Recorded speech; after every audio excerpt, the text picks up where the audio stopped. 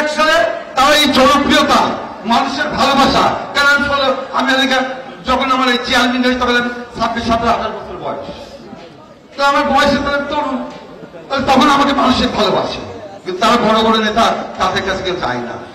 তারা ক্ষমতার বেড়াতলি জেলা বিএনপির দায়িত্ব নিয়ে সেই জেলার মধ্যে ভূকট পদের সাথে আর কারণ ফাঁসি দিল না, তুই ফাঁসি দেওয়া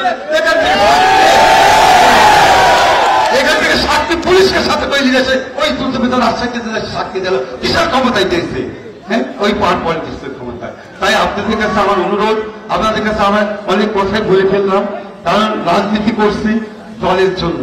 আজকে আমার এখানে যারা আসছে, যারা এখানে রয়েছে, কোনদিনই আমাকে স্টেজের থেকে গল্প ভাষণ দিতে পারি নাই।